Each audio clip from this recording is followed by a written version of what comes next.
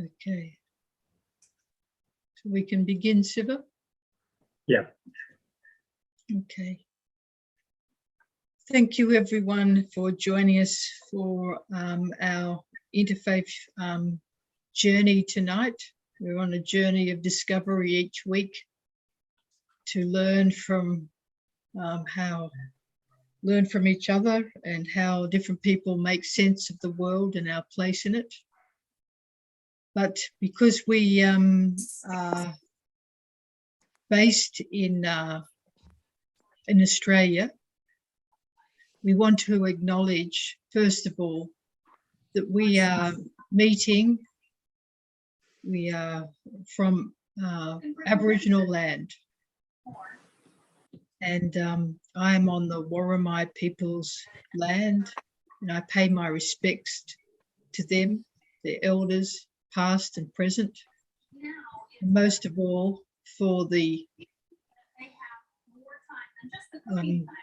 great devotee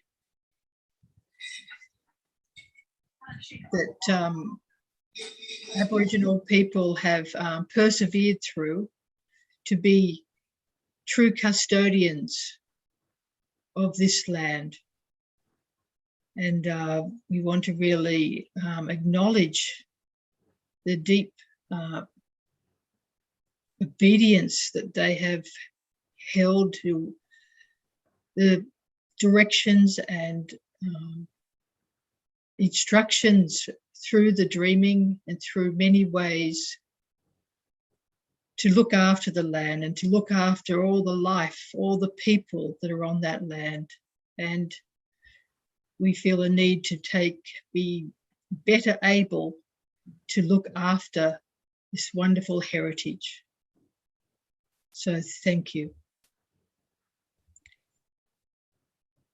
So thank you for joining us tonight. Thank you for coming with open hearts and minds. And we begin with a little music, yeah. Yeah. Little. Yep. So we'll go to that first.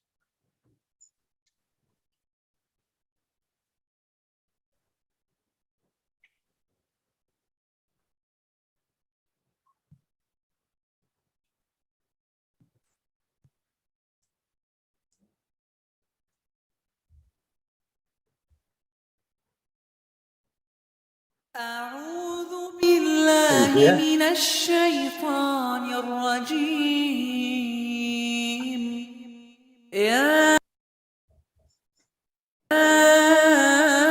أيها الناس أنتم الفقراء إلى الله والله هو الغني الحميد إن يشأ يذهبكم ويأتي بخلق جديد وما ذلك على الله بعزيز ولا تزر وازرة وزر أخرى وإن تدع مثقلة إلى حملها لا يحمل منه شيء ولو كان ذا قربى إنما تنذر الذين يخشون ربهم بالغيب وأقاموا الصلاة ومن تزكى فإنما يتزكى لنفسه وإلى الله المصير وما يستوي الأعمى والبصير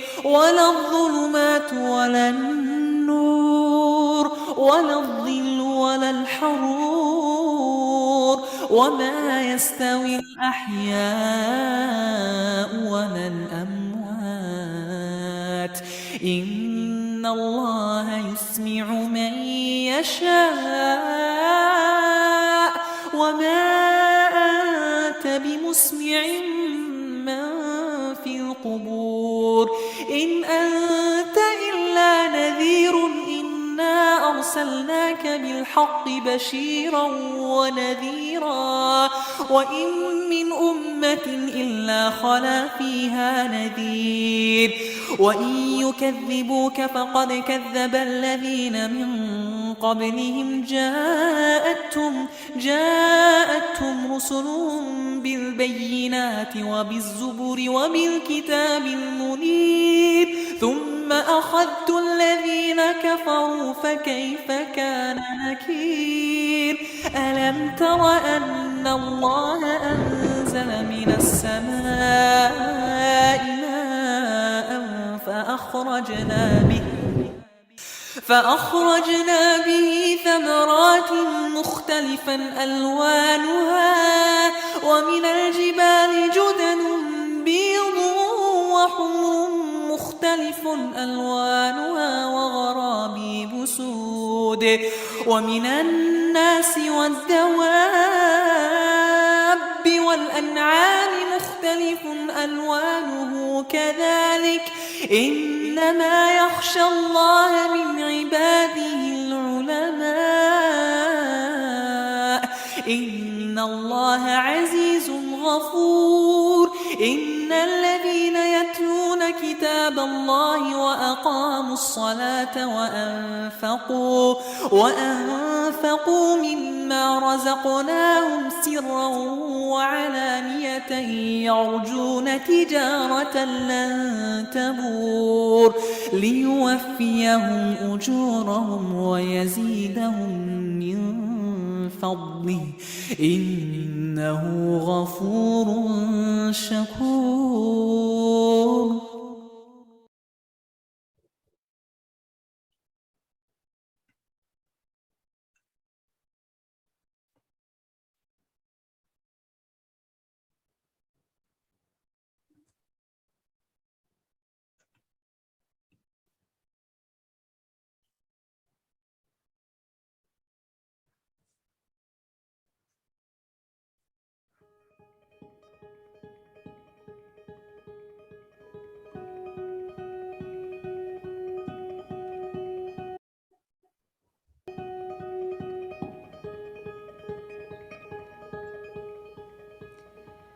Oh my God, there is no one but Thee to allay the anguish of my soul. Ooh.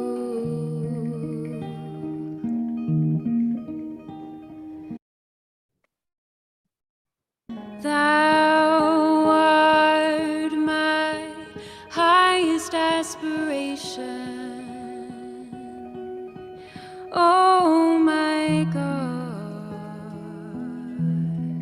oh my God, ooh, ooh.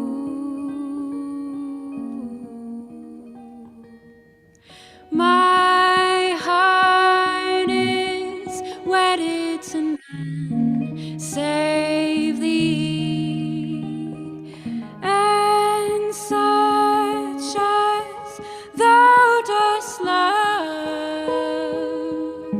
I solemnly declare my life and death are both for Thee. Ooh, they are for You.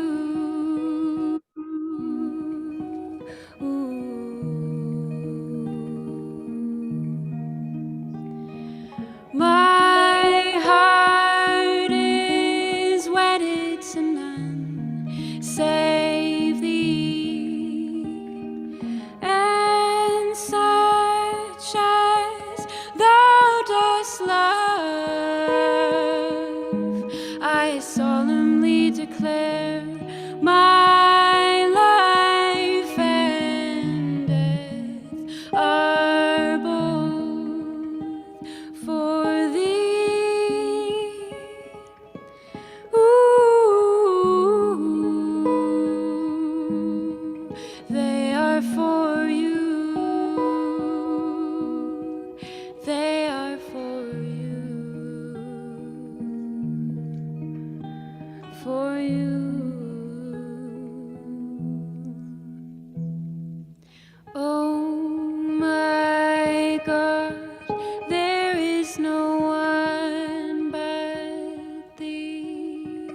to allay the anguish of my soul. Ooh.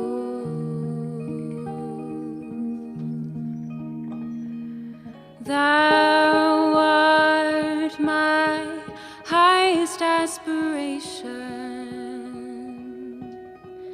oh my God, oh my God. Ooh,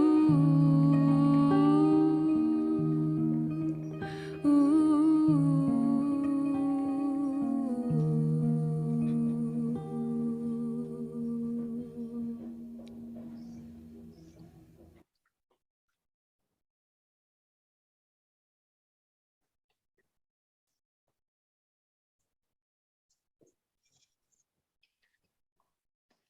In thine esteemed letter thou hast inquired which of the prophets of God should be regarded as superior to others.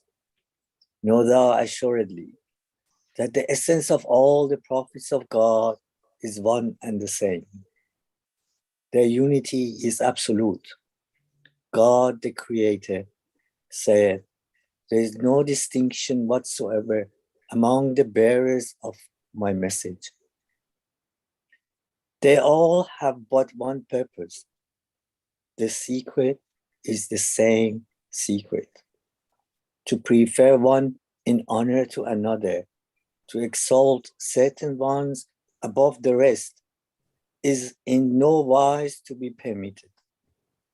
Every true prophet had regarded his message as fundamentally the same as the revelation of every other prophet gone before him. If any man, therefore, should fail to comprehend this truth, and should consequently indulge in vain and unseemly language, no one whose sight is keen and whose understanding is enlightened would ever allow such idle talk to cause him to waver in his belief. Baha'i Scriptures.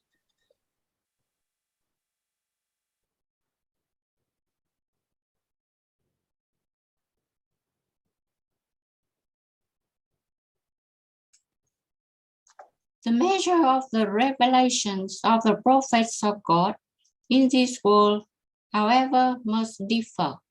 Each and every one of them has been the bearer of a distinct message and has been commissioned to reveal himself through specific acts. It is for this reason that they appear to vary in their greatness.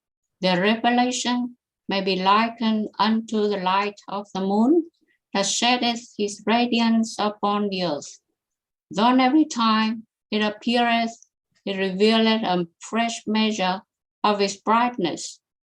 That its inherent splendor can never diminish, nor can its light suffer extinction. The fundamental purpose animating the faith of God and his religion is to safeguard the interests and promote the unity of the human race. The religion of God is for love and unity. Make it not a cause of enmity or dissension. Religion is verily the chief instrument for the establishment of order in the world and of tranquility amongst its peoples. Religion, moreover, is not a series of beliefs, a set of customs. Religion is the teachings of the Lord God, teachings which constitute the very life of humankind, which urge high thoughts upon the mind, refine the character, and lay the groundwork for man's everlasting honors.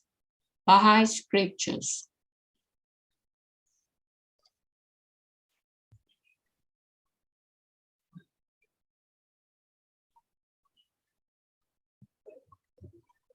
We gave Moses the book and followed him up with a succession of messengers. We gave Jesus, the Son of Mary, clear signs and strengthened him with the Holy Spirit. Is it that whenever there comes To you a messenger with what ye yourselves desire not, ye are puffed up with pride. Some ye call impostors, and others ye slay. The messenger believed in what hath been revealed to him from his Lord, as do the men of faith. Each one of them believeth in Allah, his angels, his books, and his messengers. We make no distinction, they say, between one and another of his messengers, and they say, we hear and we obey, we seek thy forgiveness, our Lord, and to thee is the end of all journeys. The Quran.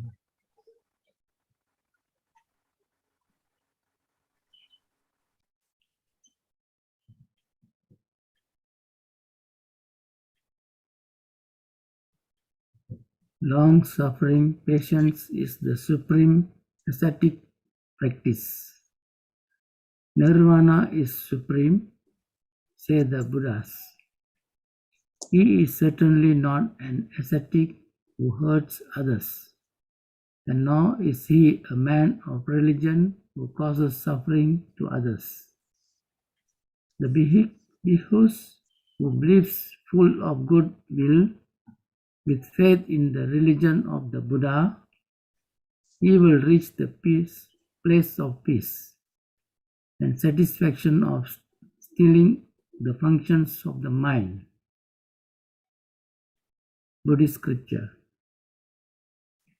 Whenever there is a decline in righteousness, the Bharat, and the race of irreligion, it is then that I send forth my spirit. For salvation of the good, the destruction of the evil doers, and for firmly establishing righteousness, I manifest myself from age to age. Hindu scripture.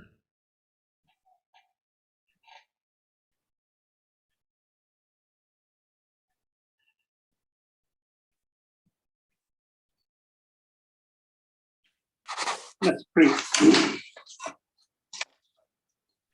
If any man amongst you seem to be religious and bridle not his tongue, but deceive his own heart, this man's religion is vain. Pure religion and undefiled before God and the Father is this, to visit the fatherless and widows in their affliction, and to keep them unspotted from the world. I will not leave you comfortless. I will come to you. I go away and come again unto you. Nevertheless, I tell you the truth. It is expedient for you that I go away, for if I go not away, the Comforter will not come to you. Howbeit, when he, the Spirit of truth, is come, he will guide you unto all truth. But when the Comforter is come, whom I will send to you from the Father, even the Spirit of truth, which proceeded from the Father, he shall testify of me. He shall not speak of himself, but whatsoever he shall hear, and shall he speak. The Comforter, which is the Holy Ghost, whom the Father will send in my name. He shall teach you all things. Christian scripture.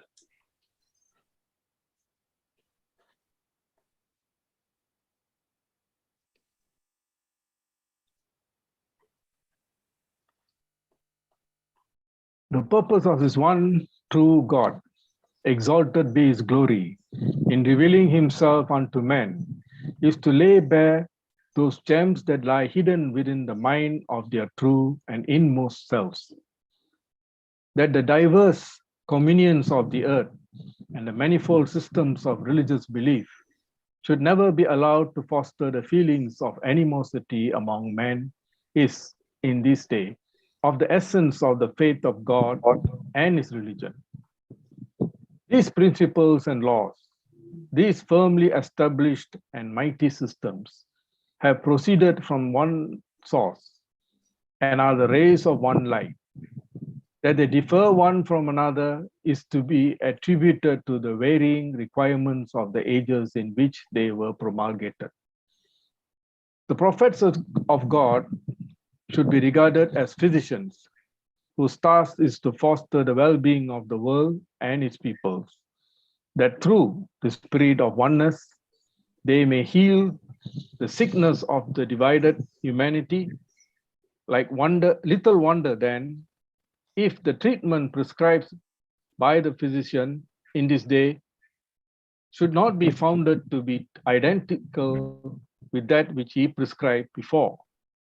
How could it be otherwise when the ills affecting the sufferer necessitate at every stage of his sickness a special remedy? Baha'i scriptures.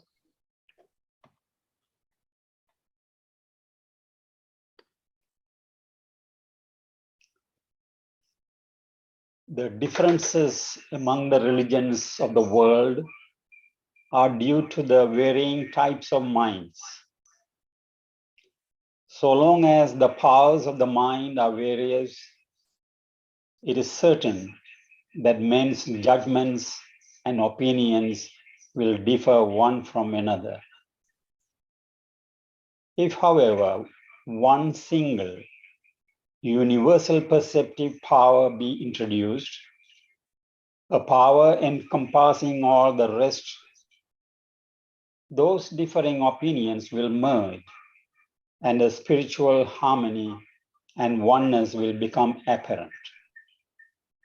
For example, when the Christ was made manifest, the minds of the various contemporary peoples, their views, their emotional attitudes, whether they were Romans, Greeks, Syrians, Israelites, or others, were at variance with one another. But once his universal power was brought to bear, it gradually succeeded, after the lapse of 300 years, in gathering together all those divergent minds under the protection and within the governance of one central point, all sharing the same spiritual emotions in their hearts. Baha'i scriptures.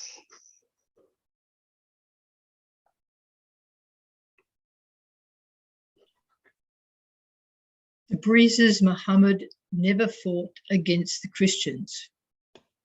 On the contrary, he treated them with consideration and accorded them complete freedom. In Nurjan, there lived a community of Christians, and they were under his care and protection. Muhammad said, "Should anyone infringe upon their rights, I myself will be his enemy and will charge him before God." In the edicts he promulgated, it is clearly stated that the lives, property, and honor of Jews and Christians are under the protection of God, that a Muslim husband may not prevent his Christian wife from going to church, nor oblige her to wear a veil, that if she died, he must entrust her remains to the care of a priest, and that if the Christians desire to build a church, the Muslims must support them. Furthermore, in time of war between Islam and her enemies, the Christians were to be exempt from fighting, unless they desired of their own accord to join and assist the Muslims in battle, in view of the protection they enjoyed. In compensation for this exemption, They were to pay each year a small amount. In short, there are 7 lengthy edicts on these subjects, copies of some of which are to this day extant in Jerusalem. This is still the very truth and not merely my own assertion. The edict of the Second Caliphate IV is still in the custody of the Orthodox Patriarch of Jerusalem, and the matter is beyond doubt. Nevertheless, after a time, rancor and envy arose between Muslims and Christians as transgressions were committed by both sides. Beyond this truth, whatever Muslims, Christians, or others may say is pure fabrication and proceeds from fanaticism, ignorance, or intense hostility. Abdul Baha.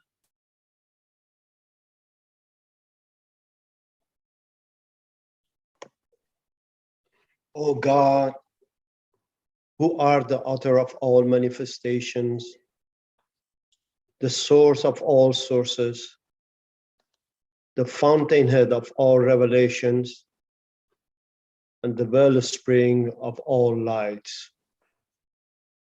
I testify that by thy name, the heaven of understanding had been adorned, and the ocean of utterance had surged, and the dispensations of thy providence have been promulgated unto the followers of all religions.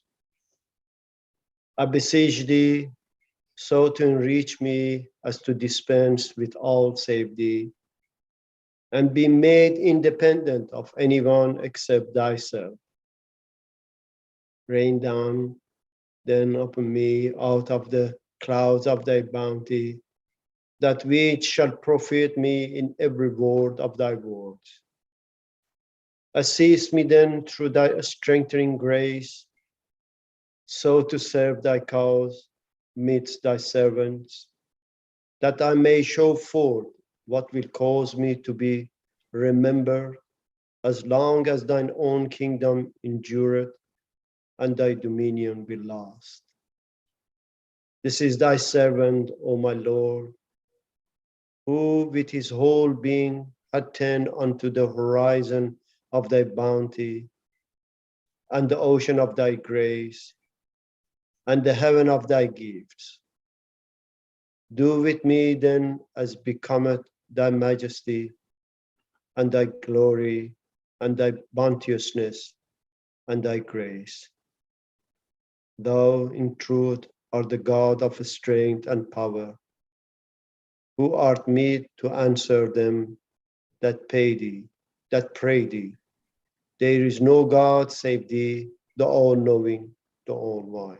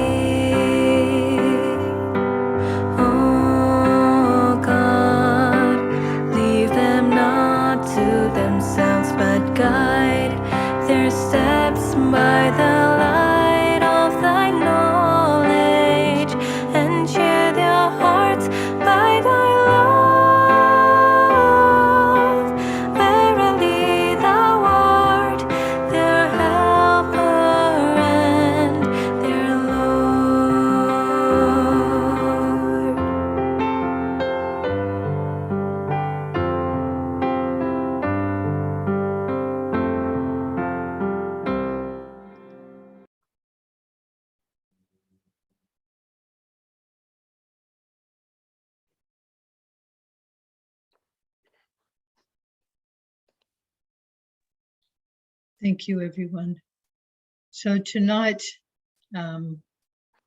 we have a opportunity to hear a younger woman from Singapore, Miss Liana Rosalie Asmara.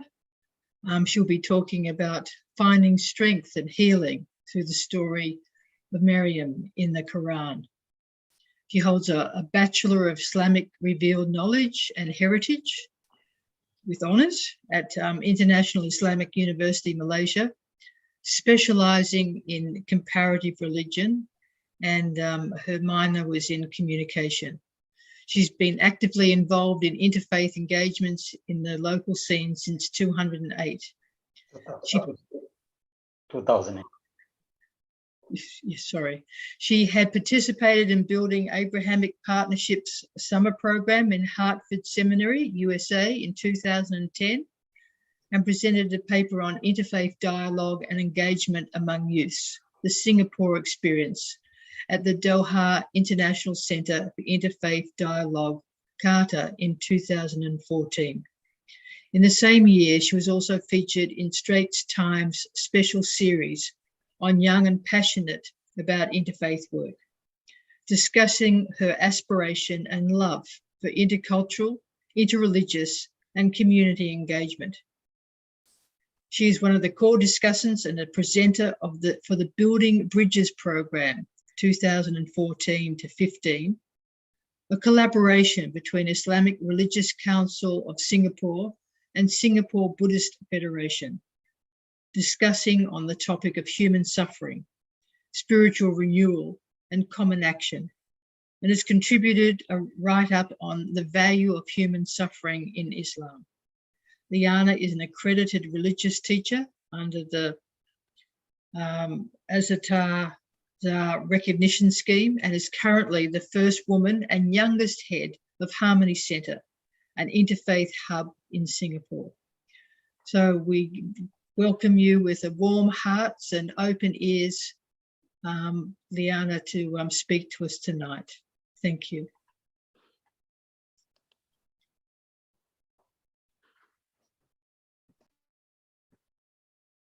Thank you, Tracy. Can you hear me? Yes, yes. Right. Okay. So good evening, everyone.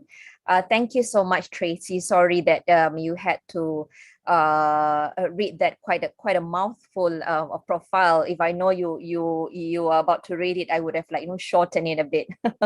But thank you so much, especially to also Mr. Siva. It's been an honor to be able to meet everyone this evening. Here in Singapore now, it's about 4:45 p.m. Yeah. So it's close to evening, but it's we're not, it's not late evening yet. Yeah. So people are just probably wind down a bit because another an hour or so you will end your work, and then evening starts to be a more restful time with family, hopefully. Yeah. So today what I would like to do is to do a sharing, and the title of my sharing is Finding Strength and Healing Through the Story of Maryam, also known as Mary in the Quran. Before that, I would like to also perhaps highlight that this is not merely like a talk, like a lecture, and you have to hear for the next maybe 20 minutes or so. I would like to create this space as a space where I'll do a bit of a sharing, but there needs to be a bit more participative reflection from everyone. Well, technically, if we sort of mention about the story of Maryam, probably a couple of you would be like, oh, it's something that we can probably read by ourselves. Maybe there's an article and book. So today, what I would like to share is a bit more of a personal introspection, and most importantly, what is it for me as in yourself, like what is it for me that I can take away out of this introspection? What can I do after this to make that necessary changes for a better life, a better, probably a more enlightening worldview in terms of the faith communities that also help you in your own personal capacity. So just give me a moment. Let me just share my screen.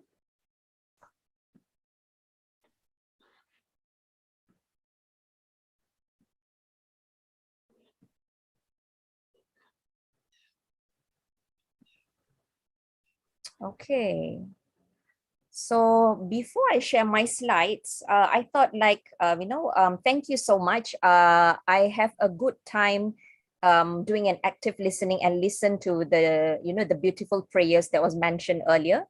There's a lot of key lines that I can totally relate with.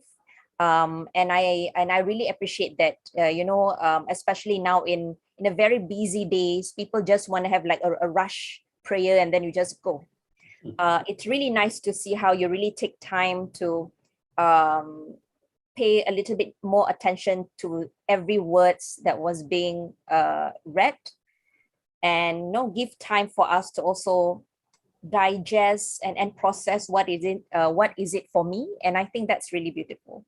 So before I share about my sharing today, because my sharing also, there's a lot of those references will be under the Quran.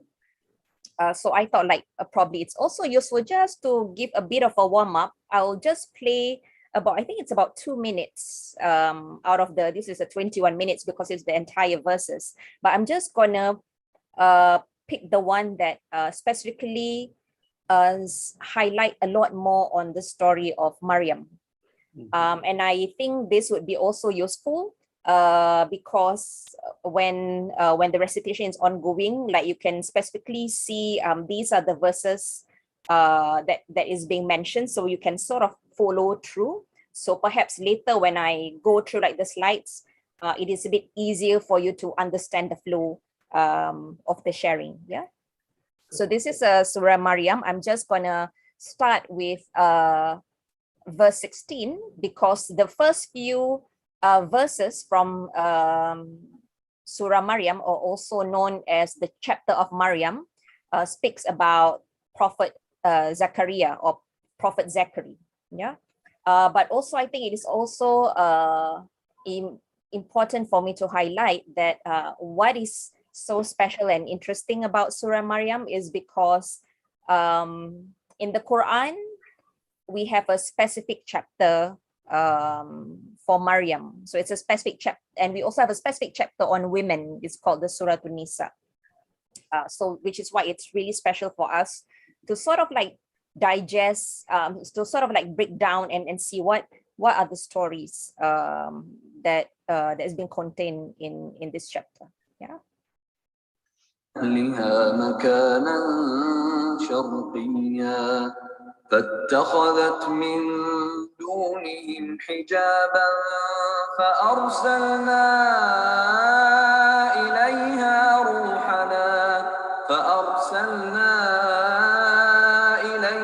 روحنا فتمثل لها بشرا سويا قالت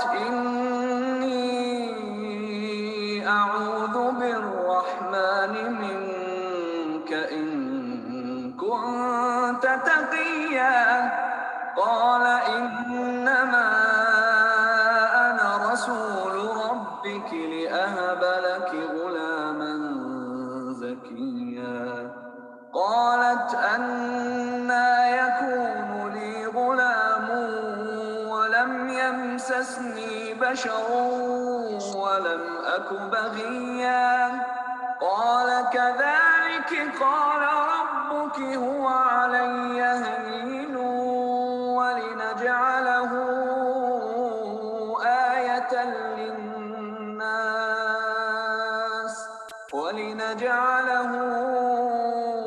آية للناس ورحمة منا وكان أمرا مقضيا فحملته فانتبذت به مكانا قصيا فأجاءها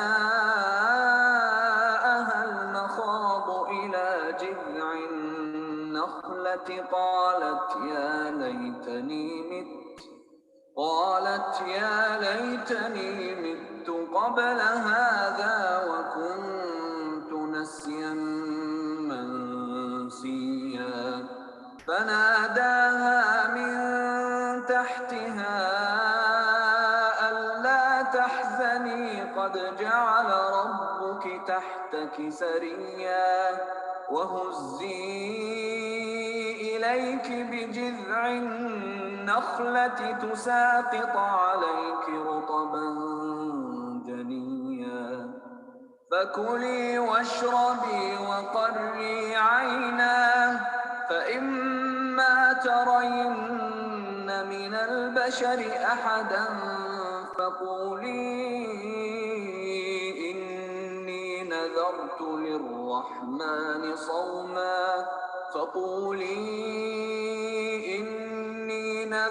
للرحمن صوما فلن أكلم اليوم إنسيا فأتت به قومها تحمله قالوا يا مريم لقد جئت شيئا فريا يا أخت هارون ما كان أبوك امرأ سوء وما كانت أمك بغيا فأشارت إليه قالوا كيف نكلم من كان في المهد صبيا قال إني عبد الله آتاني الكتاب وجعلني مباركا أينما كنت وأوصاني بالصلاة والزكاة ما دمت حيا. Okay, so not to worry, because later on I'll go through slowly a bit in terms of the chronology, in case you get a little bit lost, like what is it all about, where are we going with this conversation, right? Let me just change this. Okay.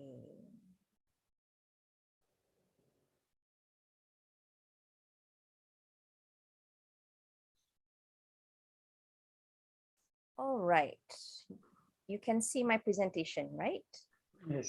Yes. Okay, let me just enlarge it. Okay. All right. Okay, so for today's presentation about finding strength and healing from the story of Maryam, I'm just going to give a bit of an introduction about who is Maryam and why among all the names or the pious individuals in the faith traditions, I chose Maryam, and also why I decided to share this from the perspective of the Quran.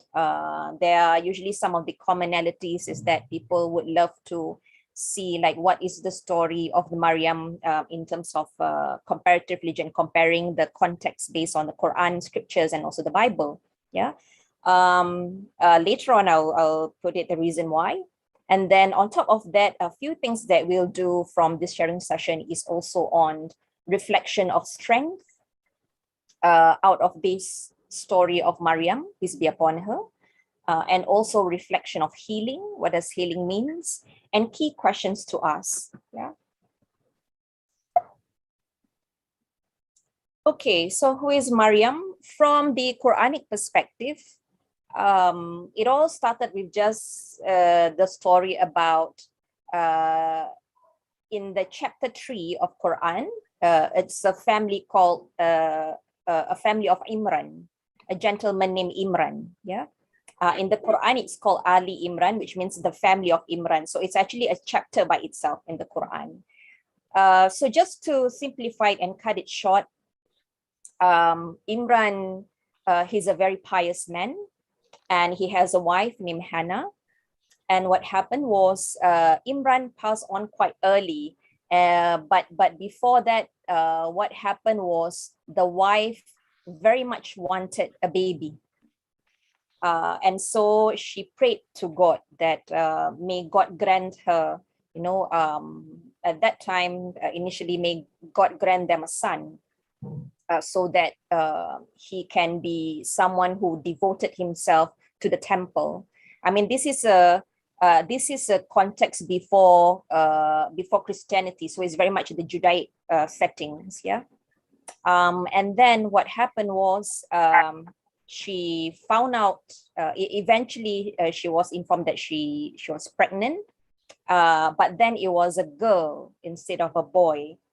But one thing that I think that was fascinating is that generally, if we know the context of a Judaic tradition, usually the one that will be sent to be devoted to God are usually the boys or the male representatives. Yeah. So it is very unusual that this time around they have a girl, but the mother of Maryam, whose name Hannah, was very visionary. She had a vision that she wanted the daughter to be someone who was very useful, someone who was really devoted to the faith. And therefore, she really prayed hard if the daughter, if she gave birth to the daughter will be someone who will sacrifice herself on the path of faith. Yeah. And so what happened after that is Maryam was raised. But Maryam was raised not by her mother. Her mother actually gave her to Prophet Zachariah. I mean, in the Islamic context, Prophet Zachariah and also his wife. Prophet Zachariah is known as a prophet by himself at that time. But then he doesn't have a child. But knowing his piety, he's known for all his greatness. And therefore he was Maryam was being sent to him in a hope that they can take care of Maryam. And so Maryam was actually under the supervision of Prophet Zechariah and also his wife. But then what happened was there were a couple of times Maryam loves to isolate herself to pray and get herself in solitude, bridging that connection for her and also God. But there was a couple of times where whenever Prophet Zechariah visited her in her a place of solitude, he noticed that Maryam always receives food.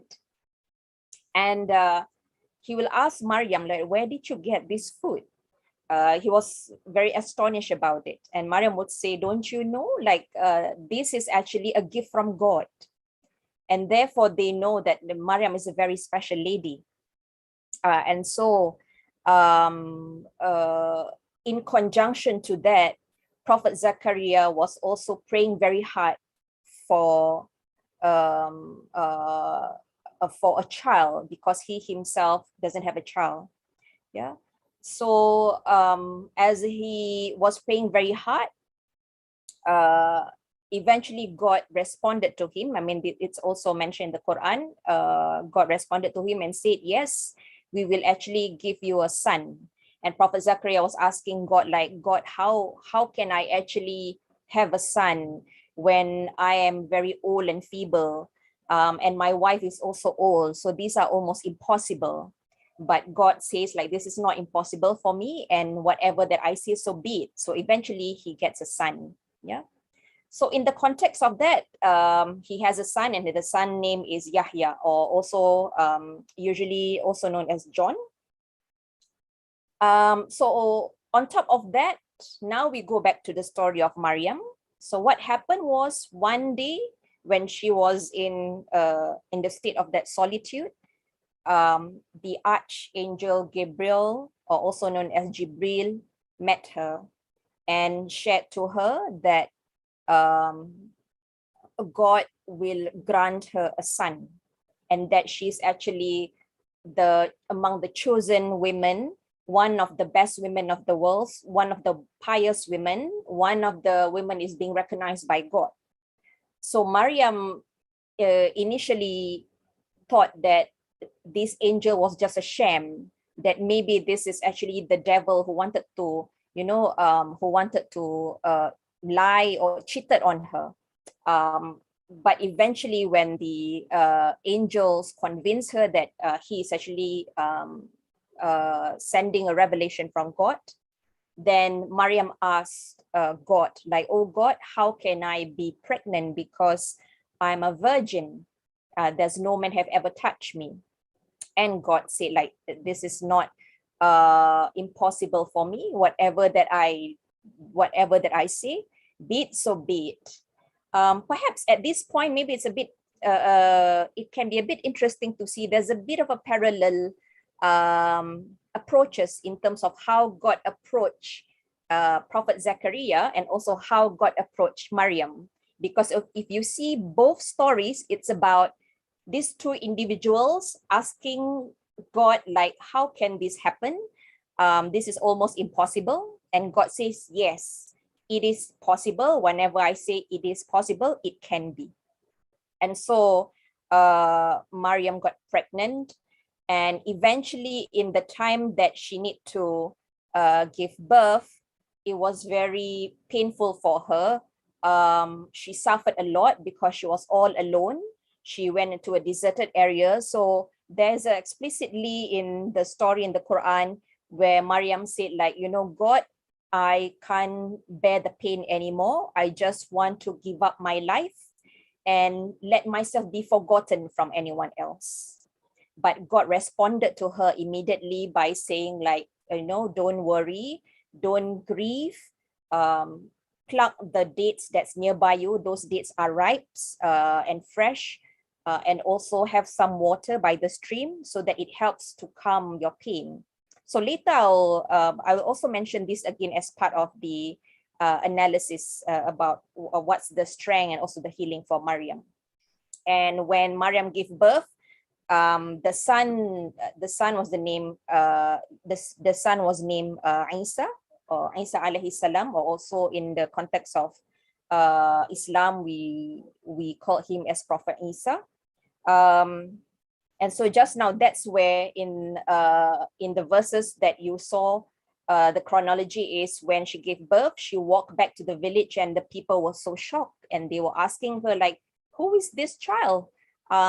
Is it yours or is it someone else? But God actually ordered her not to speak to anyone. So she refused to speak. She was just pointing to Isa, the baby, and people get irritated and get insulted. And they were saying, like, are you not going to talk to me? Why are you pointing it to this baby? Do you think that this baby can talk? And then the last verse is actually the one that I played earlier. That's where the baby actually spoken and introduced himself as Isa, also known Jesus, and that Maryam is his mother, and he's also the appointed messenger. So just to give you a bit of the context about the story of Maryam from the Islamic perspective. Yeah. So again, Surah Maryam, in case if you would like to find it in the Quran, it's actually chapter 19. And so far, the only women where it has its own special chapter in the Quran. Why story of Maryam? Peace be upon her. For me personally, I think what is special is because it emphasized a lot about the voices of women in sacred space.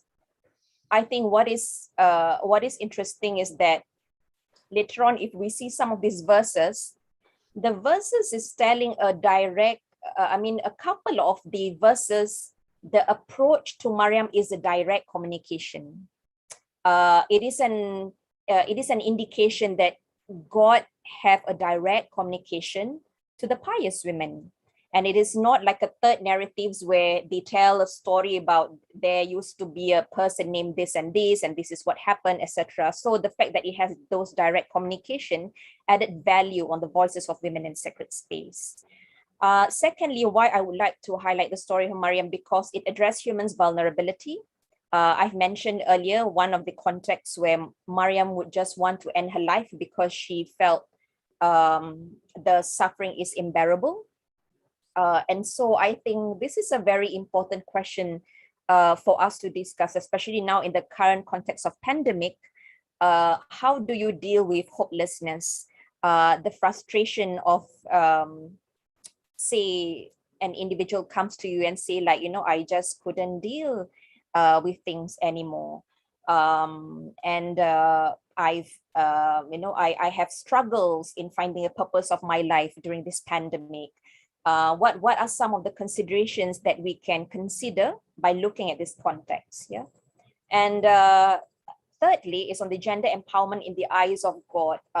One thing that I really particularly like about this is that the story of Maryam, if you look at like the whole verses, it's also juxtaposed with the story of Prophet Zechariah. It's sort of like it doesn't give any boundaries in terms of the gender issues here. Like what God is trying to show is like, by the end of the day, like both of these individuals, they have their own struggles. They are also reaching God. They are also finding their own purposes, and they are trying to complement each other by looking at the level of their own piety. And so I think that should be an ultimate goal, where we be able to learn from one another, rather than looking at by gender superiority, for example. And finally, about challenge the social norm.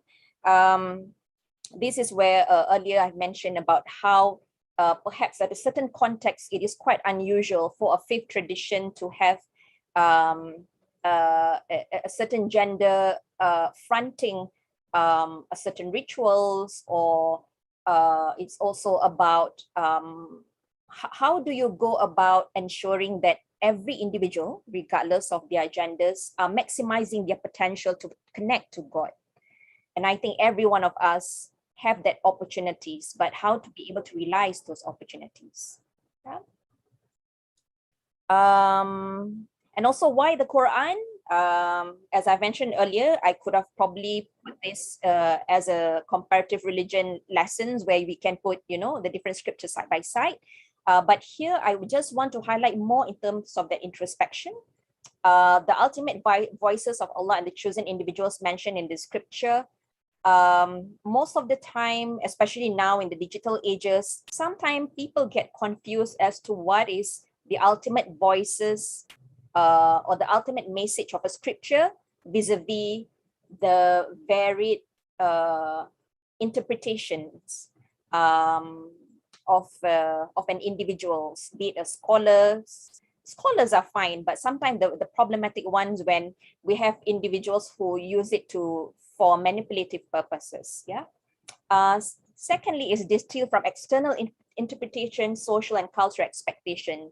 I would like you to go through this journey and look at these verses based on the perspective of that context itself, and not being clouded by certain expectation of social or cultural, like, oh, shouldn't they do this way, or this is not usual in my culture. Put that aside and look this in a different, in a more enlightening perspective.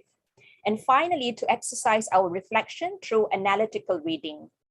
So I'm more eager to explore this from the analytical point of view. Yeah, it's not so much about what is the most truthful, what is the most accurate interpretation.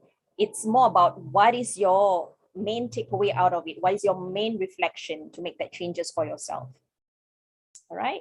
So again, about the strength, if I can divide, what are some of the strength that I can gain out of the story of Maryam? It's about the idea of breaking social norms, value a female child, and also a female speech. So let's see what one by one, what do I mean by this? So breaking social norm. So here I actually quote from chapter 3 in the Quran, verse 37. So this is the chapter called Ali Imran, the one that I mentioned, the family of Imran. So Imran is actually the father of Maryam. So if you look here, the verses, so her Lord accepted her with good acceptance and caused her to grow in a good manner and put her in the care of Zechariah. Her here refers to Maryam. Yeah. Every time Zechariah entered upon her in the prayer chamber, he found with her provision. He said, "O Mary, From where is this coming to you? She said, it is from Allah. Indeed, Allah provides for whom he wills without account. So this is just one examples of the various verses that highlights that during that context, Maryam is being accepted as a person to devote herself in what they call it, the mihrab, or like, a personal spaces, or for lack of better word, a personal spaces in the temple, which is not quite norm during that time. So for me, like the fact that it is unusual, but she remains persevere, it really talks about she's breaking a social norm, but in a dignified way. Oops. And secondly, what is the strength out of the story of Maryam here? I think one thing that we can reflect out of the verses is the value of female child, or in a way you can also see this as a vision of matriarch. So in again in chapter Ali Imran verses 35, this is a prayer of Maryam's mother.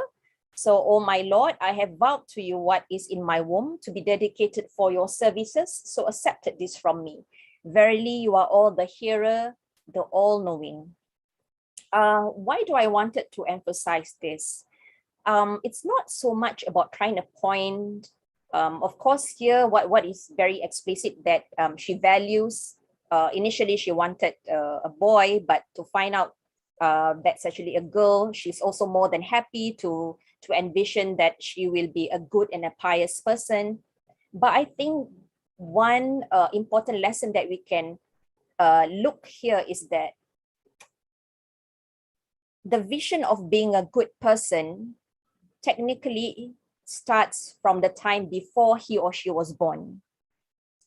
And so that itself will make the spiritual journey a bit more wholesome, because it's sort of like, a collective energy where you have your own parents envisioning for a very, a child that is dedicated to goodness and piety. And therefore, when the child was born, he or she, because of the prayer of the parents, would likely to be in that straight path, so to speak, or in that path of truth. So this is sort of like giving you the message, like in order for you to invest, to develop or to shape a great children, you start it when they are still from your womb. Yeah. Next one, a female speech. Why do I highlight it about the female speech here? So here is also in the chapter of Ali Imran, verses 47. She said, so she here is referring to Maryam. So this is when the angel met her and said that she will be bearing a child. And she said that, my Lord, how will I have a child when no man has touched me? The angel said, such is Allah. He creates what he wills. When he decrees a matter, he only says it to be, says to it, be, and it is. I think what's fascinating about this verse is that the context of this verse is the angel met Maryam to deliver the news. But what is interesting is that instead of her addressing the issue back to the angel, she addressed it directly back to God. And so she has the direct communication to God. Instead of asking back the angel like, oh, why God is doing this for me? She immediately turned herself and asking God directly.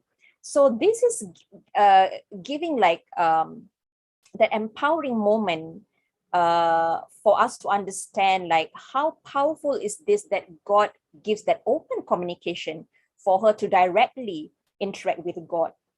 And which is why Maryam is also known as one of the pious women in Islam. There was also, on a separate note, on a scholarly level, there has been several discourse about whether she's a pious woman or she does have a certain traits of sainthood or prophethood. But that requires another in-depth discourse, but I thought I'm just going to highlight that because there's a discussion on that if, let's say, you are interested to look into more. And so this is my first question out of that first reflection, and this is meant for everyone. Yeah. If, let's say, you are female, then the question is that this is for you. What role do you play in your faith community? And if, let's say, it happened that you are not female, no worries, you know. So the question below is for you. What role do you think that, whether your mother, you can just pick one, because it's too much if you have to pick all four. What role does your mother or your wife or your daughter or your sister play in your faith community? The reason why I'm asking this question is because there's one time where I was in this gathering and we were talking about faith. So I had a meeting. I met this one very nice lady. And so I was asking her, so in your faith tradition, what are the role that women play in helping to contribute in your community? It doesn't matter whether it's a religious contribution or social contribution. And I remember that she was looking at me, she was just staring at me like she's numb. And after 2 to 3 minutes, then she responded and she said, like, you know, Diana, I've never thought about it. I mean, yes, I love to be part of this faith community, but I've always been like the water that flow. I've never really thought about what is that higher purpose that helps me to contribute in my community. It was just following what I need to do good. But I never really think hard about this. So here's the first question. Yeah, what role do you think you play in this faith community? Feel free to unmute yourself to share. This is a sharing session, so there's no right and wrong. For me in my workplace, we always say like there's no sensitive questions, and of course there's no the most accurate answer. So we are here to just learn and do some sharings. But if you're not comfortable to unmute yourself, and then feel free to, like, you know, just type what you think about it in the chat. Anyone?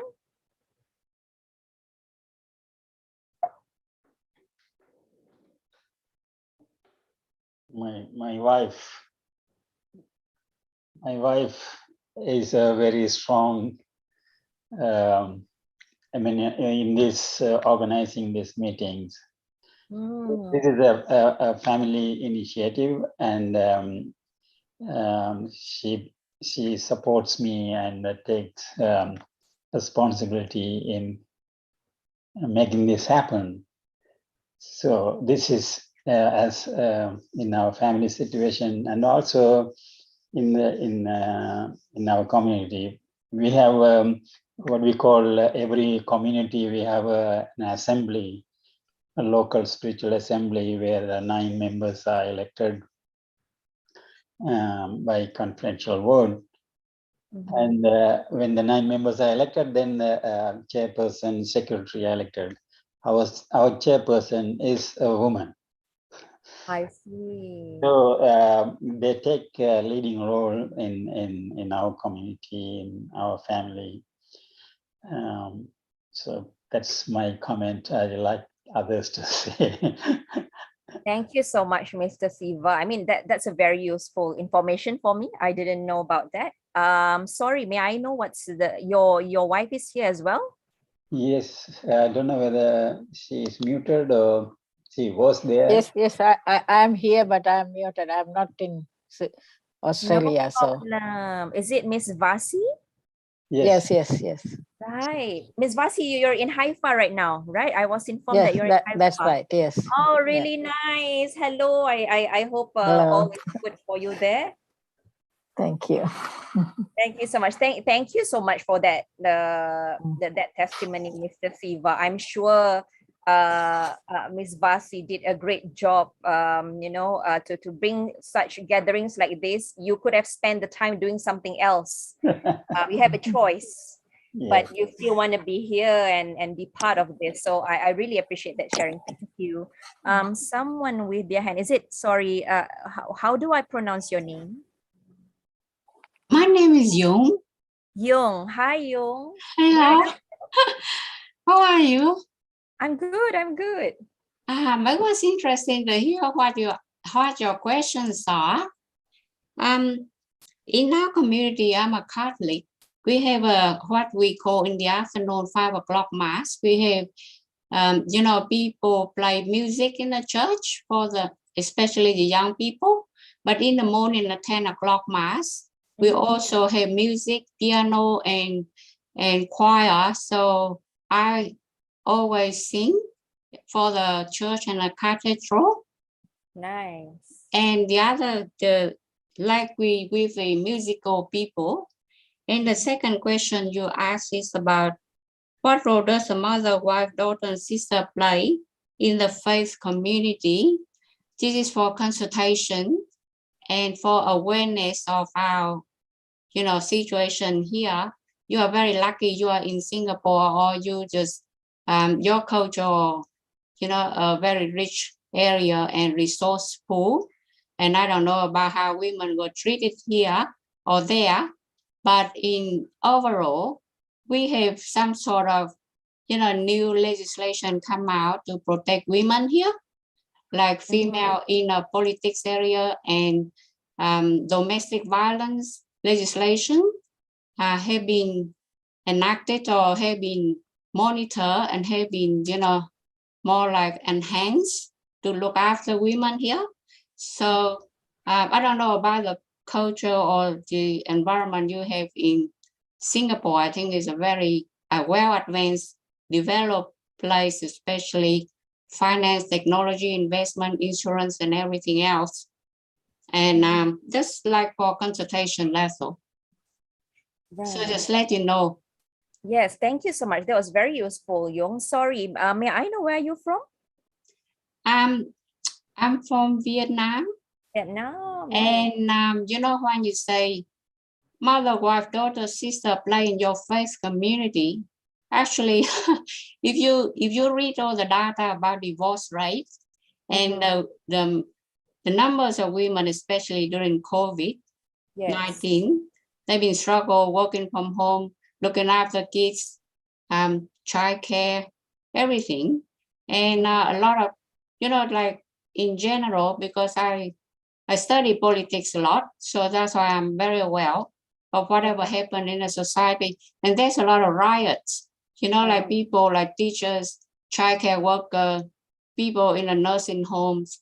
Like we lead a music group into the childcare, into the nursing home to play music for the aged people, like to pass their time because they are so bored in a nursing home. And as a Catholic, we have a duty to go and play piano or to sing to wake them up, to make their life happy and harmony. But because of COVID, there's a lot of tension there. So people are not allowed to come in and do whatever they like to do. And therefore, I don't know about other family. Our family is very happy and harmonious and, like heaven on earth. So that's God's blessing. But you should be aware of, where people are, because it's a very general question and we have to put it through consultation, to politics, to, protest against climate change, about COVID vaccination. So a lot of things that involved. It's not only religious study, it's involved in everything. Yes. Thank you so much. I really appreciate your sharings. Yes, definitely. COVID itself doesn't make things easier. I mean, here, well, yes, it's a rich country, but you also got triggered by pandemic as well. Issues of domestic violence and family tension are also on the rise, especially in the times of COVID. We also see a lot of individuals seeking help in terms of mental health. So yeah, I mean, there's a lot of time here. We also continuously asking ourselves, what can faith community do? in trying to help out, to reach out these people. And I think, which is why one thing that I've been reflecting a lot based on the story of Mariam, especially later on when we go to the situation where Mariam just want to end her life, and God gave the immediate response. It sort of gave me back that, that reflection about how do we encounter when you have someone comes to you and tell you and open up to you about their vulnerability.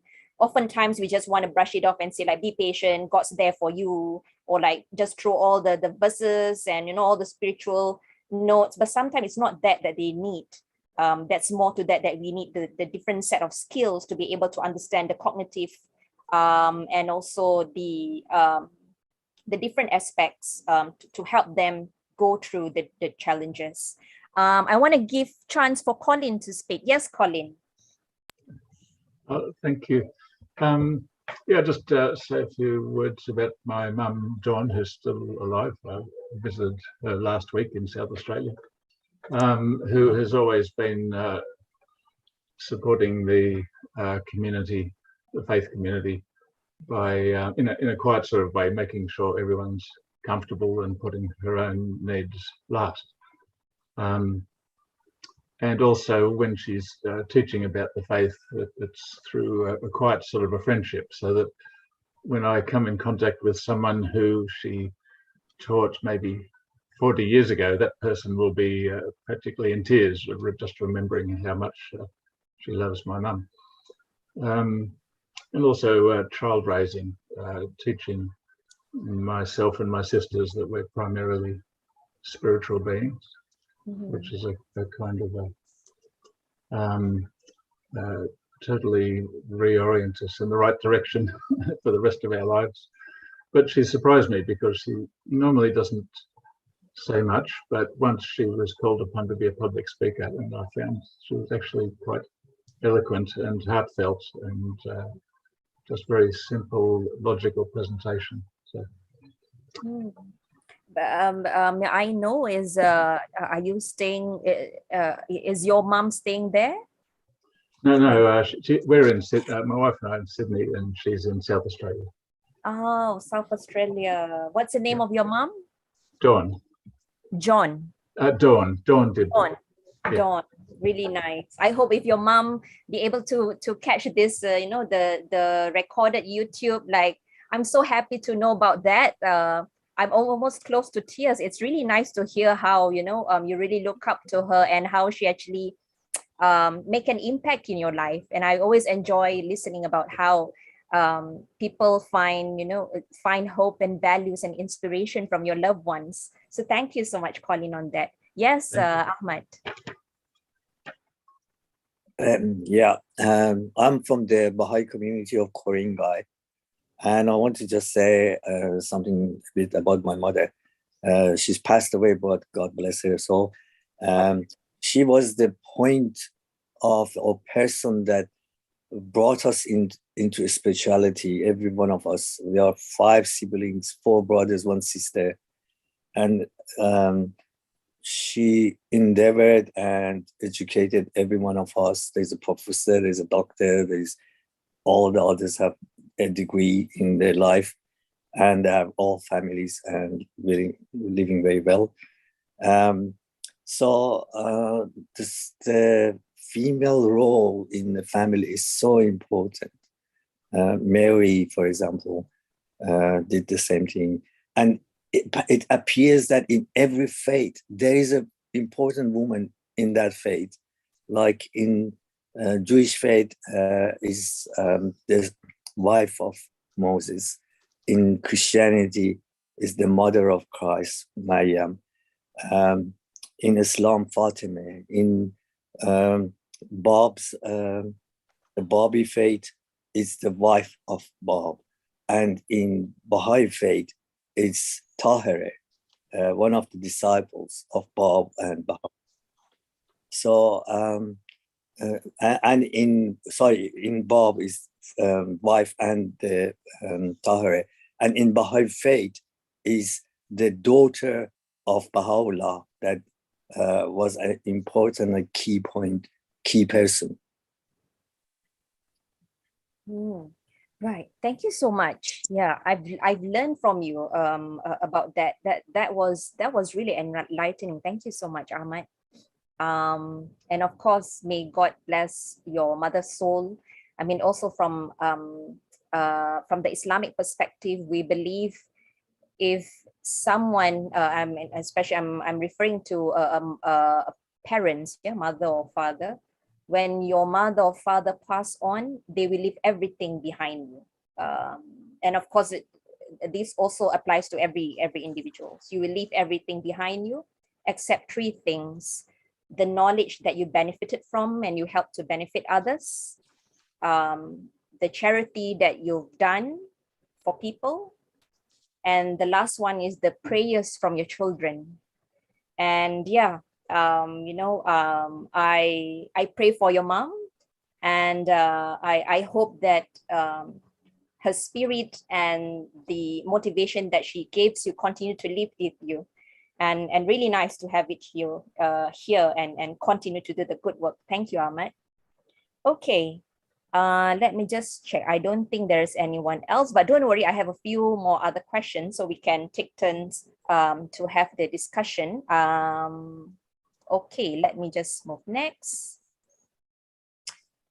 So earlier I talked about the idea of strength, right? Now we talk about the idea of healing. So what is it? This healing component from the story of Maryam?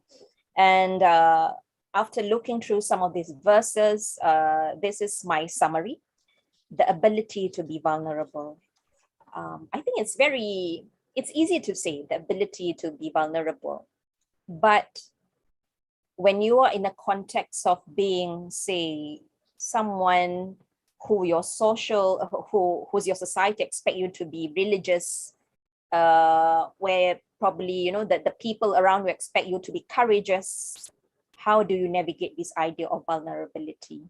And are you allowed to be vulnerable? So this is where we're going to look at the quickly on the next verse. Yeah. So ability to be vulnerable. So in the chapter of Maryam, verse 23 to 25, just let me finish this and I'll get to you, Mr. Ali. The ability to be vulnerable. And the pains of childbirth drove her to the trunk of a palm tree. She said, "Oh, I wish I had died before this and was in oblivion, forgotten." So this is the words of Maryam when she just felt that it's just so unbearable for her to deal with the pain, the suffering, the fact that she's all alone. She has to deal this by herself. She's not married and she's pregnant. And these are just all too much for her. But he called her from below her, as in a God, and said, "Do not grieve. Your Lord has provided beneath you a stream. And shake toward you the trunk of palm tree. It will drop upon you ripe, fresh dates." Okay, so this is chapter Maryam, verse 23 and 25. And I think earlier I've briefly mentioned this. What struck me the most about this situation is this is a situation where a person who's pious, who's already given the guarantee of being a pious individual in the eyes of God, wanting to end her life because she felt that this is too much for her. But instead of God saying like, "Why are you too weak? Are you not, do you forget my promise for you? Do you forget the privilege that I gave you?" He actually calmed her by giving her the immediate necessity that she needs at that point of time. And I think this is a very powerful message as we go through in our daily lives when we face certain situation. I mean, at least personally for myself, sometimes people are questioning, like, can religious people think about suicide? Because ideally you should not, because you're a religious person. But then if you look at this context, it is only to insinuate that regardless what is your position, you are still a human. You cannot oversee, you cannot exceed the capacity of God, that you have the most the most strength in everything. There are times as a human you will be broken. And so the most important is that about how you deal with those thoughts, how people around you can pacify you with the right way and the right guidance. And so I thought like this experience itself is very precious. This message about ability to be vulnerable, and the fact that in the Quran itself, it says that God actually attend to her immediately. So it shows about the seriousness of attending when one seek help in such situation. Yeah. And this moment itself, I find healing in looking at this process, in reflecting in this process. Before I move on, Mr. Ali, yes, would you like to say something? Sure. Thank you, Ms. Asmara, for your presentation on the life of Mary, Mother of Jesus Christ. I mean, I come from a Baha'i community as well, like Ahmad and some other friends who are in this gathering. Really, whether my wife, my mother, my daughter, my sister, I think in the Baha'i faith, they have got their own space to play their own really services and roles in their own right. For that matter, whatever they do it in a spirit of service to the community, service to their own fellow human being. And some of these services that we do are voluntary in a sense that we do it from our own really understanding from all our heart that we do it. Some of the services we do are elected or based on the elected membership. Some of the things are on the appointed thing. But as in the Baha'i faith, we have got the equality. Really, both men and women, they have got a role to play in the community to bring the whole community together, to unite them and build a community which is looking after everyone, whether you are a male or female, a child or adult or a senior person in the community. So they are all important to play their own role, really, in a community. And in the family, on the same thing, really. Wife, husband, children, they play their own role to maintain the unity of the family, because that's a very important aspect in our lives, to have that unity in the family, because we can transfer that unity to our neighborhood, to our community, and where we live. So thank you very much for the story. But in the Baha'i writing, Abdul-Bah, some of the readings that we read, Abdul-Bah talks about the story of Maryam as well, from really same spiritual perspective, and how the virgin birth happened, and how his or her role in the history of Christianity is very important. As Ahmad said, these are some of the strong women in every faith that we know they have played. So these women really very strong, and they played their own role in the history of religions. Thank you very much again. Thank you so much. Thank you so much, Mr. Ali. That was really a very comprehensive explanation. It's something something new that I've learned, and it's really nice to hear from you about it. And I think your inputs by sharing what does the Baha'i do, and some of you also share from your own perspective and from your own context. I think that also added values to something that probably you can't really get it outside unless you have that, that personal conversation. Some of it are very personal stories, a personal motivation. So I really appreciate that. Thank you so much.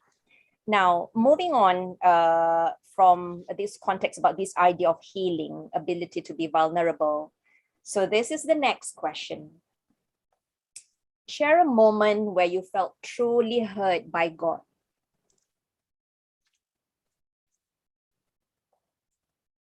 Just take a bit of time, since we are talking about the idea of like vulnerability. So share a moment you felt truly hurt by God.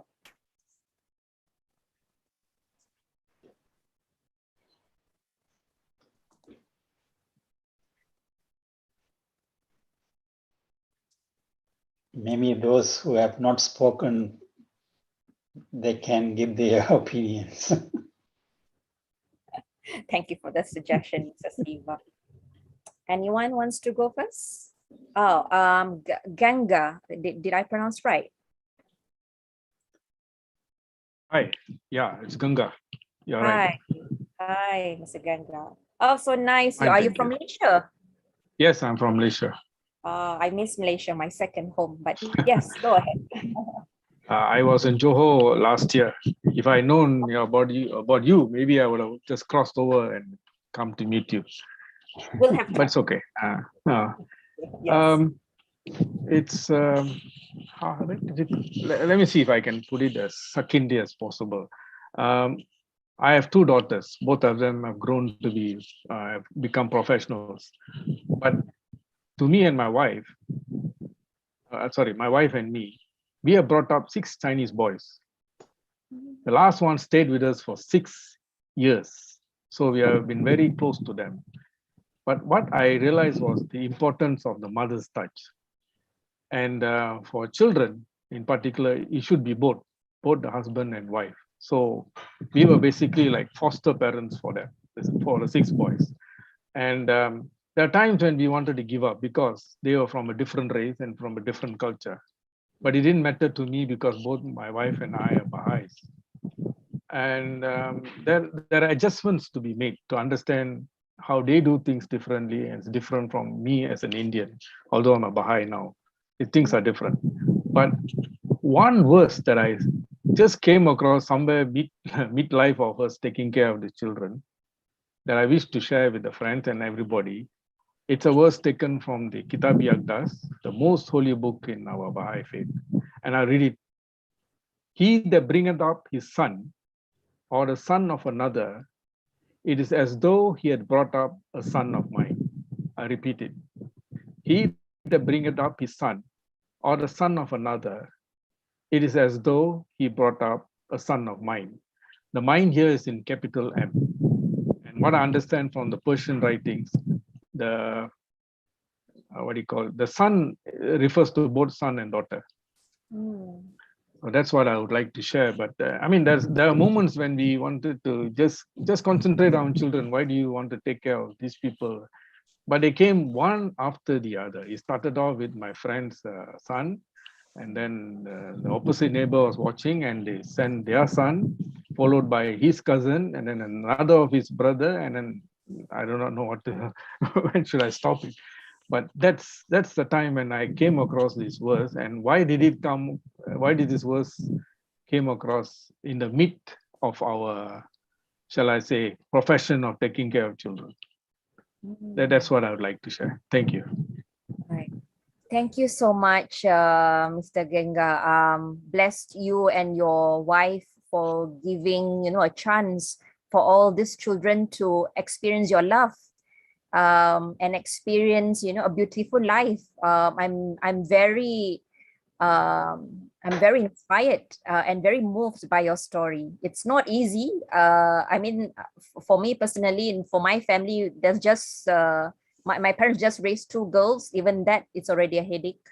But the fact that your heart is beyond just the numbers. You really want to give that chance and opportunity for them, and despite those differences, that doesn't matter to you. And yes, you need a standing ovation. Thank you so much, Mr. Genga, for that story. Thank you, ma'am. Take care. Bye. I have someone with their hand. Give me a moment. I'm just trying to find.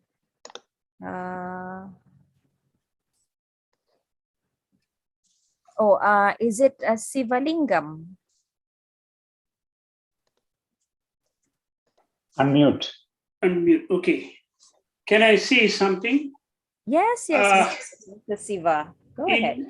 In some countries, people are discriminated because of their race and religion.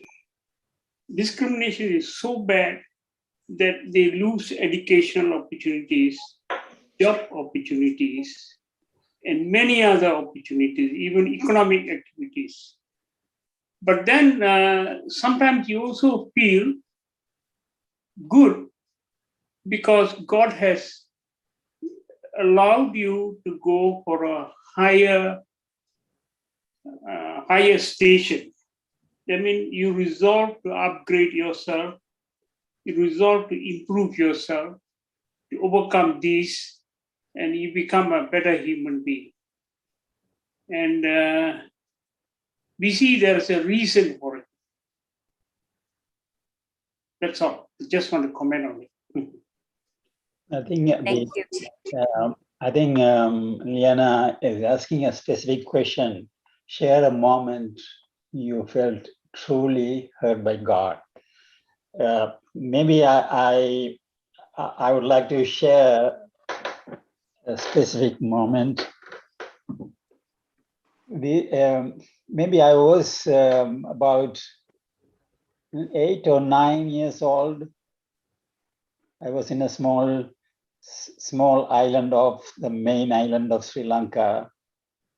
I was walking maybe twilight on my own, and I was asking this question myself: if I say a bad word, a swearing word, will God know? And of course, I mean, God didn't talk to me, but I thought I got the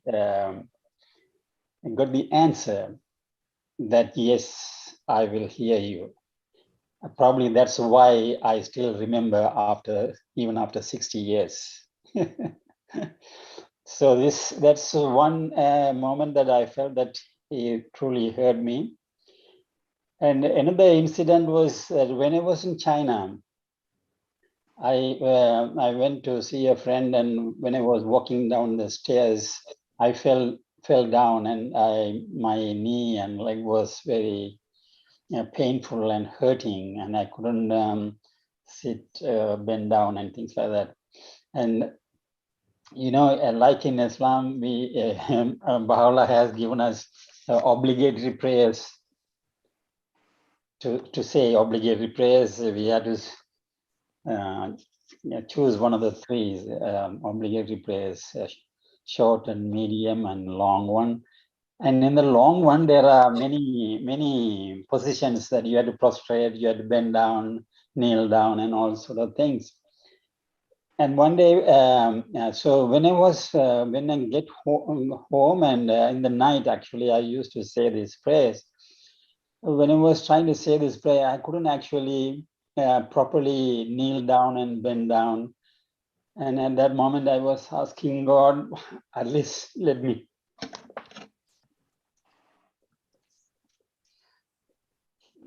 say the obligatory prayers. And then in the night, I managed to say the prayers, but I was sleeping that night. When I was sleeping in the night, it was like a dream, but I was sort of aware also. I don't know exactly what it was.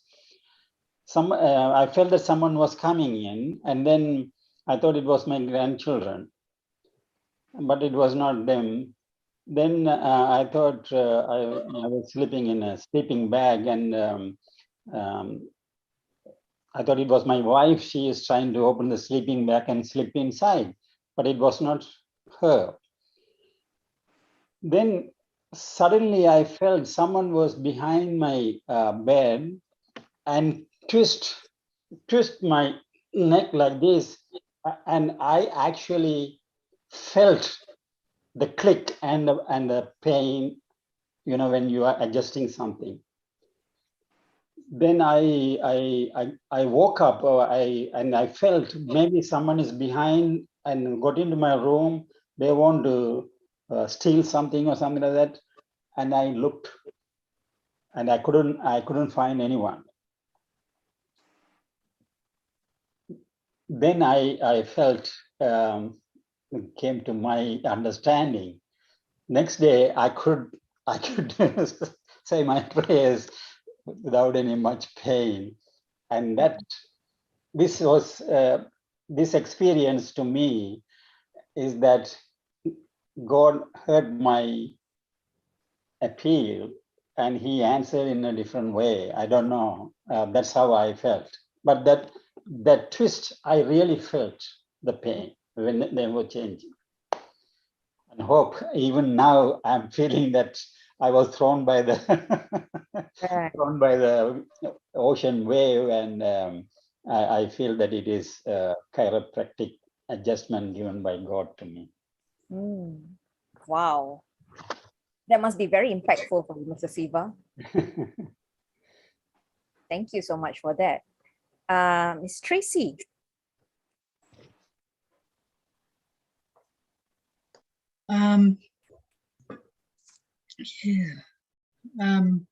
Actually, I felt God really helped me many times in my life.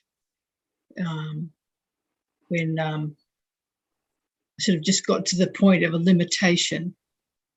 I think it's hard. So when I was about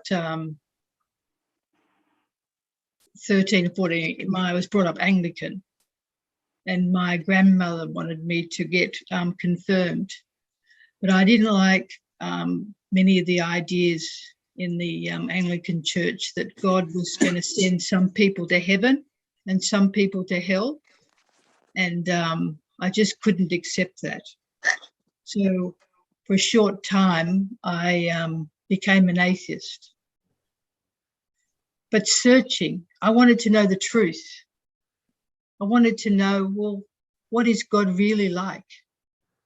So I had a friend who was into Hinduism, and I started studying Hinduism and Buddhism and many faiths. Read some of the Quran.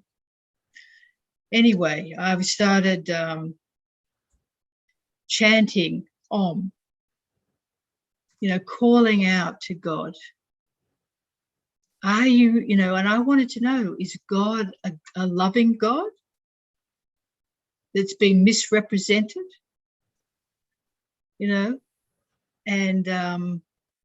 anyway, one day when I was meditating, I had a spiritual experience of Jesus coming, not like approaching me and saying, follow me. And I felt so much love. I just, okay, God is loving. And from that time in my many sort of curves and everything, that I have not felt alone. But it was a difficult time in my life. But I really wanted to know, and God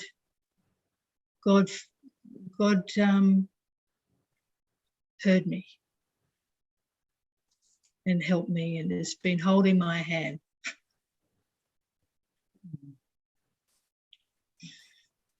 Yeah.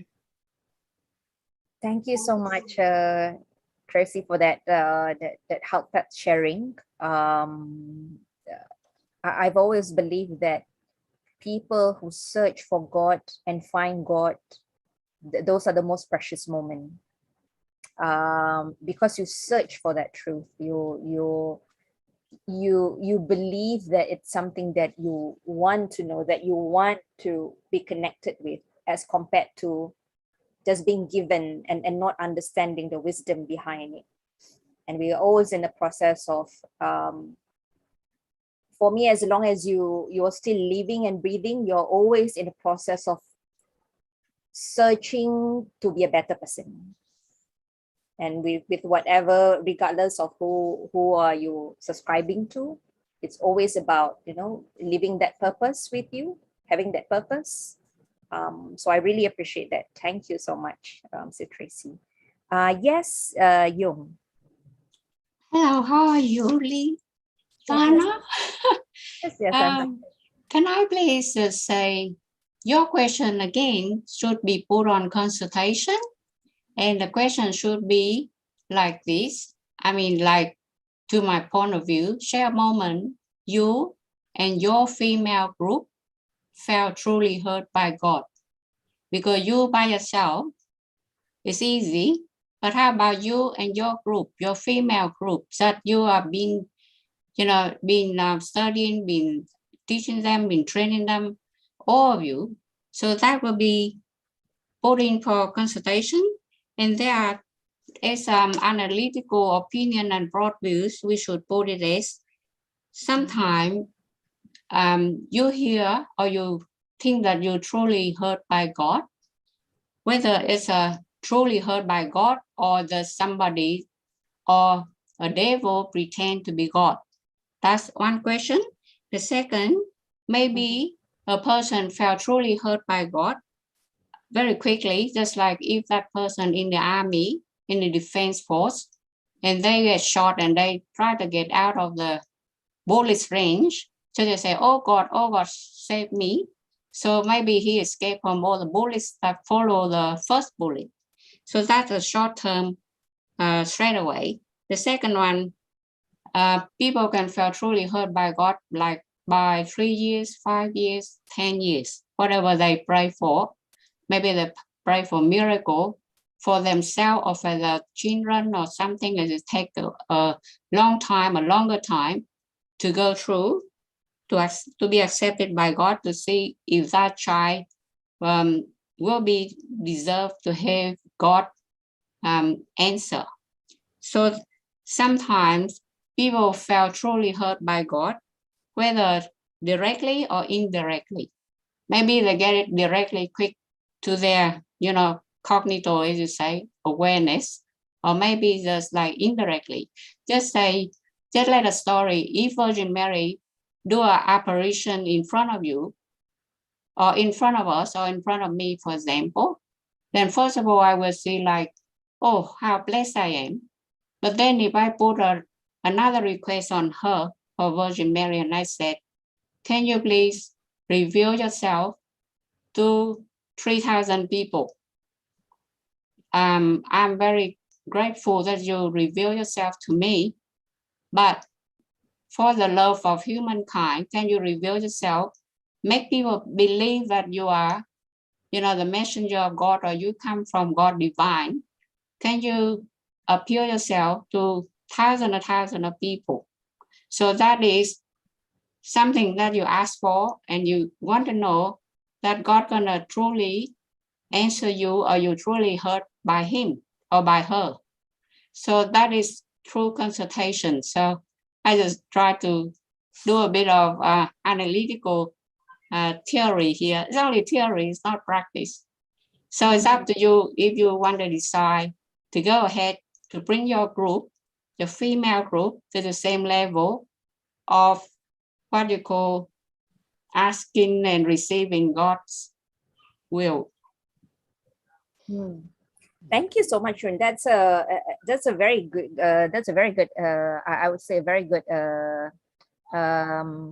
analysis and looking it from a counter alternatives of how you want to reframe and understand these questions from the different perspective. That was very enlightening. Actually, I quite like some of it that you break it down into the different options and how you look at it, and what's the consequences of you choosing the options on how you want to understand the question. So yes, that was really great. Yes, Ahmed. Yeah, Liana, I think there is no human being that has not felt that spiritual elation. Even if they are atheists, they would have, if they look at their life deeply, they would see that there are moments in their life that there is a spiritual elation, there are upliftments in the spirit, because we are made of a spirit. Every human being is made of a spirit. And that spirit sometimes gets that elation, that spiritual elation that is there from God. I'm sure every one of us have felt it. To any degree, to a degree. Right. But I'd also like to think that there might be some individuals out there who are angry with God, that were traumatized with the idea of God because of some, personal encounters Yeah, in a setting. there's always those sort of cases where mistakenly people think that it's the fault of God, but consequences of the events or the life that they were living causes hardship for them.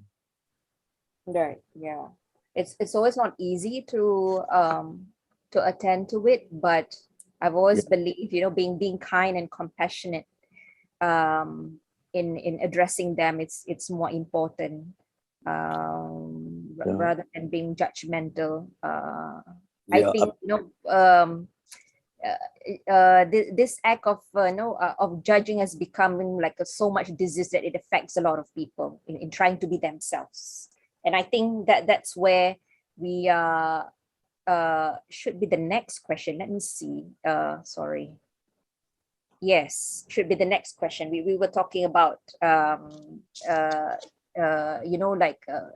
people judging you and people expecting you to behave or present yourself in a certain way. This will be the last question for the conversation, and after this, technically we're done with the conversation. So what was that hardest thing you experienced in trying to be your vulnerable self? Which is why at the very beginning I'm mentioning, like, saying vulnerable, it's easy, but being vulnerable yourself and being yourself sometimes it's not as easy as we can say.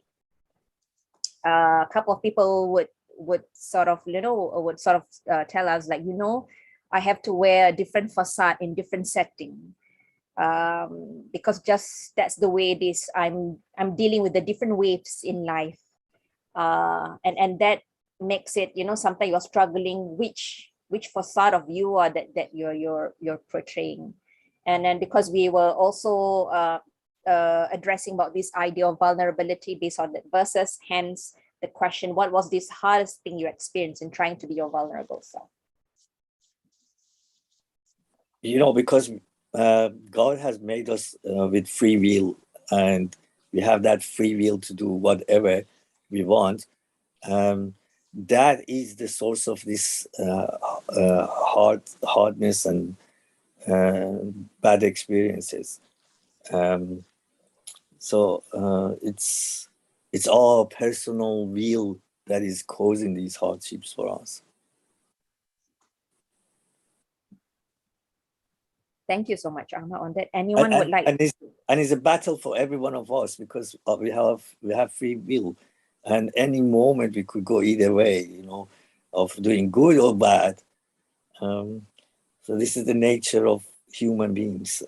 They have free will. But the thing that is important is that we are made of a spirit as well. The spirit is there, and it can feel God. It can feel spirituality if it is allowed.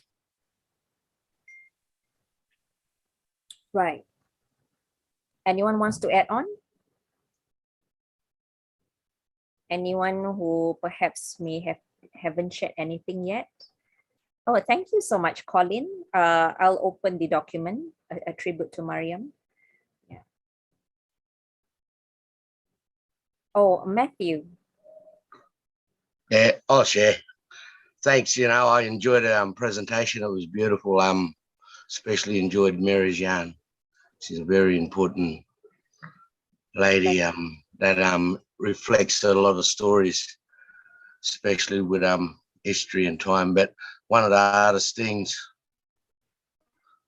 for myself to what I experienced is telling the truth. Matthew, sorry. I just want to tell Liana that Brother Matthew is an indigenous friend, and he is from the indigenous community, and he has been coming to this meeting the last few times, and we are really honored to have him. And so I want you to know that. Okay, please continue, Matthew. Thank you so much, Mr. Siwa. What an honor to meet you, Mr. Matthew. You're the second Indigenous person I've met in my life. So I'm really honored. Yes, please continue. Yeah, no, it's my honor. My honor to be sitting here tonight. But yeah, like I was saying, vulnerable. Yeah, it's pretty much telling the truth in this time and now. So when you reflect the truth, it hurts a lot of people. So yeah, truth telling is really hard for me.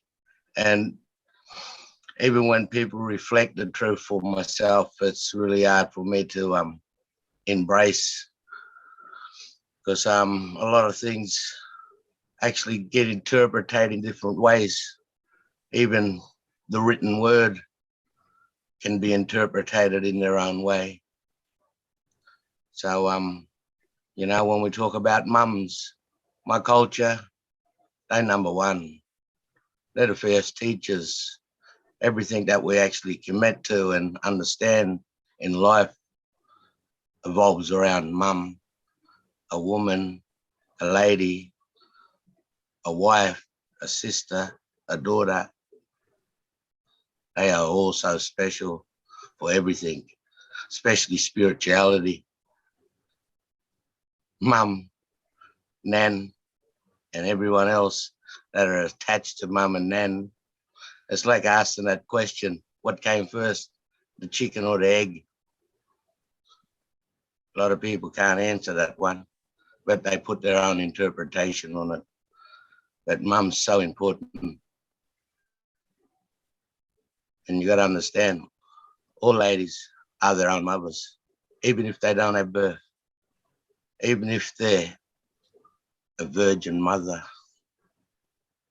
So special they are, so beautiful. And them stories, they entail so many things. But, you know, my stories go way back, and they entail all them ones.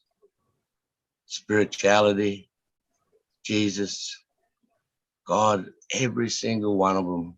We embrace every single one of them, even with the torment and the trauma that we go through every day. Here in our sacred country, on our lucky country, everyone call it right now. It's not so lucky for some of us, and a lot of us blame God. But at the end of the day, you know, a lot of people put their own interpretation on God too. That we all embrace what we need to have our love. But, you know, we always say God is love. And Aboriginal culture, the essence of Aboriginal culture is love. So if God is love, my culture is love. So I love everyone and everything around me, just like my culture that taught me this. Even the people that hate me and hate everything about me, telling the truth. And that's the beauty about, I suppose, you know, having that vulnerable, you know, that vulnerability, that, you know, freedom of speech, just like my old mate just said, is a very powerful thing. That, you know, all I could say, I love to all, and, you know, God bless to everyone. And I enjoyed your yarn tonight, and thanks everyone. And, you know, Merry Christmas, Happy New Year, embrace your love. And thanks for sharing. Thanks everyone. Thank you. Thank you so much for that. You know, that's a very thoughtful reminder for us. Thank you so much, Mr. Matthew. You kind of remind me, it's always easy to say love anyone but your enemy. You sometimes you have to swallow, you know, you swallow your saliva thinking about, oh God, you're asking me to, you know, to deal with someone that might trigger you, whether emotionally or whether physically. But I just love the way how, you know, you're saying it with such a purity that, you know, put everything else aside. There's a highest virtue that you need to deal with. And I thought that was really great. So thank you so much, Mr. Matthew. Yes, Ahmad. Sorry, I spoke too much tonight, but I have to say these things that came to my mind. Baha'u'llah has written a book called the Book of Certitude. And in that book, he starts with the stories of the previous prophets or manifestations of God. And I noticed that he uses verses from Quran.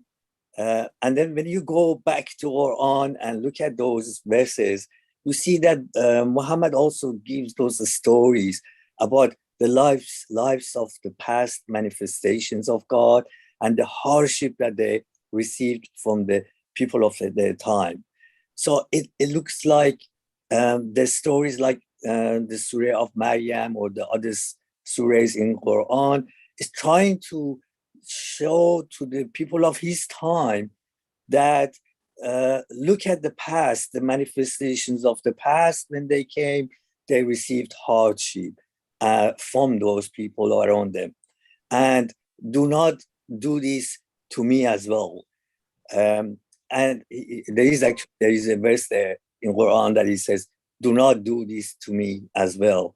Because he wants to show people the right path, the path that goes towards God at the time of his revelation. And the same thing has happened in every revelation. The way Christ was crucified, the way Moses was exiled and caused people of Pharaonians caused hardship for him.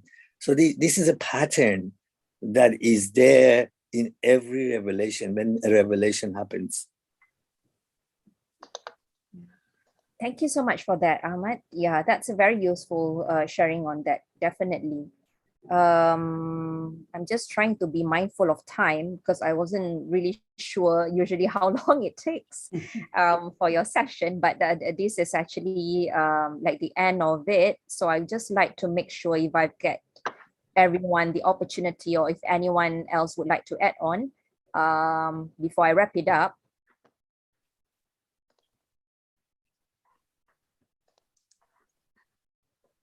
Oh, yes, Young. Thank you, Liana. In Australia, I mean, long time ago, and until now, I think we have a subject at university study feminist study. So if any female who want to be a leader or doing anything radical, gotta be recommended to study the subject feminist study.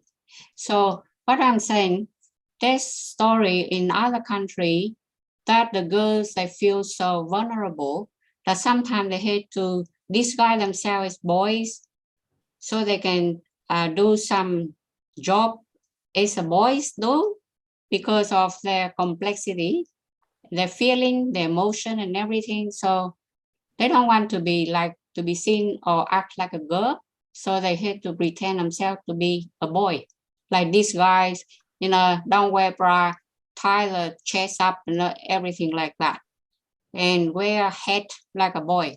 So if you know all these things, then I think that it's common. It's part of nature for me. I mean, boy or girl doesn't matter to me as long as I'm good to the society. Like if we educate our female friends, as long as you are good to the society, whether you boy or the girl, you dress like a man, you cover all your female, things on your body, you'll be all right. So you'll be treated like a boy, like a man, you'll be respected and everything. So that's how, in some countries, I know that. And, you can tell it's something we shouldn't be talking online because you might hear what we're saying. This is a girl secret. Just for your ideas, like put on consultation. Thank you. Yes. Thank you so much. Yeah, definitely. Thank you so much. Yeah, I mean, I can't generalize. There are some who have the privilege of you can always appear yourself as who you want to be, but someone else have to disguise to be able to earn that privilege. And I thought that Ahmad also mentioned something that I wanted to highlight a bit. You talk about like this idea of, this idea of suffering, and if you see all of this pious individuals, whether they are prophets or saints, almost every of them have to go through this idea of suffering, this experience of suffering, this experience of having to deal with their vulnerable self. And that what makes me understood that having experienced suffering is a process to attain healing itself. With suffering comes healings. It has to go hand in hand.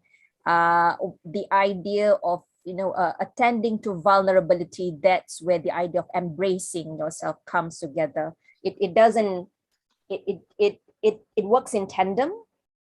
And it also reminds me of a verse in the Quran, Inna ma'al usri yusra, which means that verily with suffering comes ease. It doesn't say verily with suffering later ease will come. It says it works together, it comes together.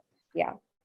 So thank you so much for that. But in some country, as a boy, they can move freely. They don't go through checkpoints. Police won't say where you going, women, and some sort of checkpoints, freedom. So that's why even civilized country like France or United States, they put out some Hollywood movies that talk about freedom of women and freedom of men during the war. Yes, yeah, that's true. Colin actually sent a quotation from Baha'u'llah, a tribute to Mary. Can I share that on the screen? Yes, okay, hold on, let me just stop sharing. Do you see that now? Yes. Yes, this is what Colin has shared. All right. Please enlarge. Who can read? Ali, are you there? He's left. Oh, Ahmad, you can read. Okay.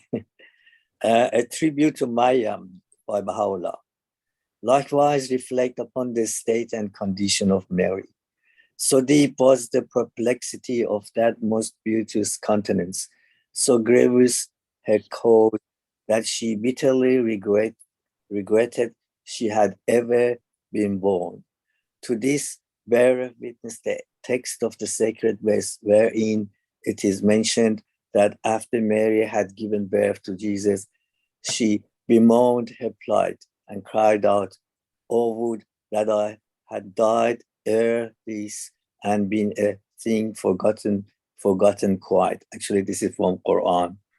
I swear by God, such lamenting consumeth the heart and shaketh the being. Such consternation of soul, such despondency could have been caused by no other than the censure of the enemy and the cavillings of the infidels and perverse. Reflect what answer could Mary have given to the people around her.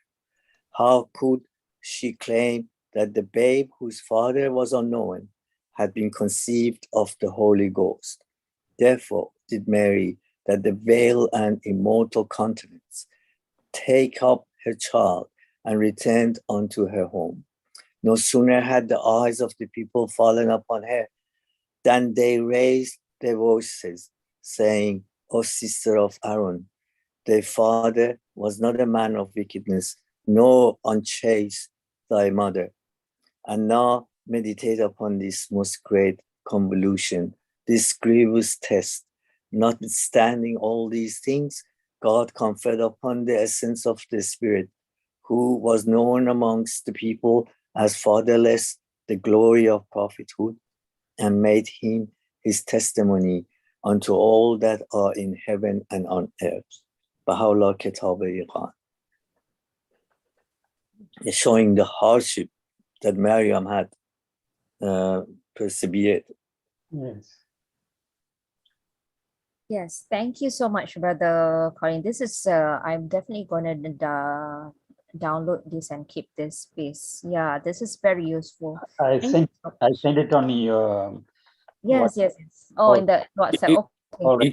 you can download Kitab-e-Iran actually from the Baha'i World Library, and it's very nice. Okay.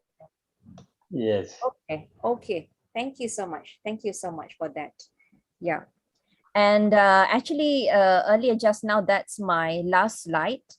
I had a long thought in trying to think about what would be, the ending of it, what would be that that summary thoughts. But after long reflection, I had in mind that, with all the different questions and reflection, you might have different aspects that you feel strongly about. And I hope that after this, you will still continue try to think that 3 questions that I've raised earlier about what role does the female individuals play in your community. I don't think this is I don't think this is a close-ended question. Sometimes things change because of certain contexts. And then the second question is about when do you feel that the moment that you felt truly hurt by God. We'll always have a different moments in our life, and I think from time to time we will keep holding it back into it, or we'll experience new things.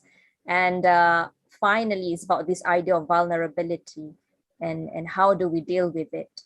And my hope is that you will still carry these 3 questions in the process of continuing to refine how you hold the truth in you, and how you seek the guidance in you. And I hope that my little sharings is beneficial, and I've learned so much from you as well. And with that, thank you so much, Mr. Siva and everyone. It's really lovely. I really hope that, there'll be a point of time where we'll be able to meet physically. If not, next year, even if let's say you can't travel physically to Singapore, but would love to have you to go for a virtual tour to my Interfaith Center. Yeah, thank you so much. Liana, we learned so much from you as well. Thank you, Liana. My pleasure, my pleasure. Amen, Maria. I also want to tell everyone after reading Tracy is an active supporter of this interfaith group as well. She is a member of the Women's Reconciliation Network, a group that is working for the Aboriginal rights and things like that. And every Wednesday they still have meetings, and that's where I met Brother Matthew. And when she was writing the reminder for that meeting, she said that we will still continue even if this is the festive season. So I want to remind everyone, we will still go on, though we may not have a speaker as such like Liana. But what I suggest is that if you please come along and come with a quotation that from whatever belief you have, and also another quotation from another belief, and we will share that and discuss about it. And we wish you all happy festive season and a prosperous, united, cohesive new year, so that we will bring a better world. Thank you so much, Mr. Siva. Would love to be in touch with everyone. I think Mr. Siva has my Facebook if you happen to use Facebook. Yes. Yeah. I mean, now social media has helped to build bridges for long distance networking session. And if you don't mind sharing your the presentation, and that will be helpful at least. Yes, sure. And also the first video that you had, the Surah of Maryam. Yes. If you could send the link also. Oh, sure. Yeah. Do you want me to send now? No, you can send it on my WhatsApp for me personally, but I can share it with the group if anyone. All right. Is interested. All right. And Sure. yes. And I really thank you once again for coming and giving this talk. And it was very, very profound. And I really admire you, the way that you, as a young person and from Islamic background, as a woman, that you had taken this bold step to lead and take a change and bring about change in the world. My pleasure, Mr. Siva. Thank you so much. I have a lot to be grateful to God, of course, and of course my parents. Yes. Sometimes people, people often think when someone raised about the issue of women, and they'll be thinking, oh, women always think about only women. But partly who I am is also because of my late father. He played a lot of role in bringing who I am today. And of course, my mother will always support him in whatever it is. So there's always be grateful to, to your parents. So I'm really grateful for this opportunity, and I learned a lot myself. Yes. And yes, I hope that our path will cross again. Yes. Inshallah, if God wills. Yes. And thank Yes, you, keep in thank you, touch. Tracy. Blessings upon you. Thank you, Tracy, for being the MC today and supporting our interfaith meeting without failing. And also, Brother Matthew, thank you for attending and contributing. And Yes, and thank you for your participation. Otherwise, it'll just become just a lecture, and then it was just me talking. I wouldn't be able to learn. So I've learned so much from your insights as well. Thank you so much. Okay, thank you, everyone. Ave Maria. And